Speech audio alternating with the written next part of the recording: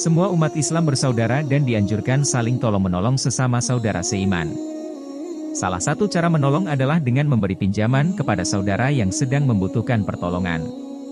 Di zaman sekarang pinjaman bisa berupa memberi pinjaman uang dan harta benda lainnya tanpa bunga atau riba.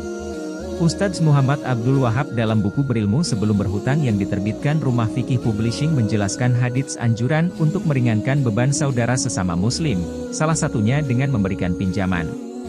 Dari Abu Hurairah dari Nabi Muhammad SAW, beliau bersabda, barang siapa yang melepaskan seorang muslim dari kesusahan dunia, maka Allah akan melepaskan kesusahannya pada hari kiamat, dan barang siapa yang memberikan kemudahan kepada orang yang sedang mengalami kesulitan di dunia, maka Allah akan memberikan kemudahan kepadanya di dunia dan di akhirat, dan barang siapa yang menutupi aib seorang muslim di dunia, maka Allah akan menutupi aibnya di dunia dan di akhirat, dan Allah akan senantiasa menolong hambanya, selama hamba itu menolong saudaranya.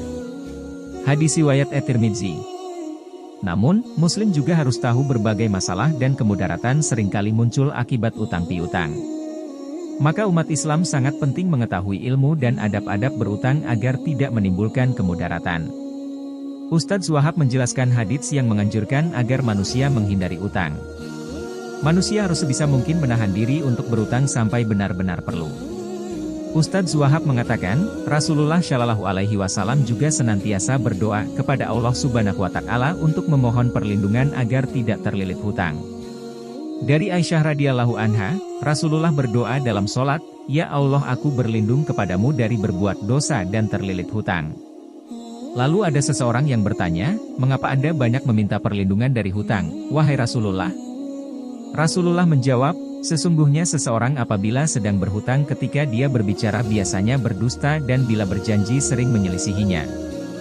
Hadis riwayat Bukhari Muslim. Dua hadits selanjutnya juga mengisyaratkan bahwa utang yang ditinggalkan oleh seseorang, ketika dia meninggal akan menjadi salah satu perkara yang menghalanginya masuk surga.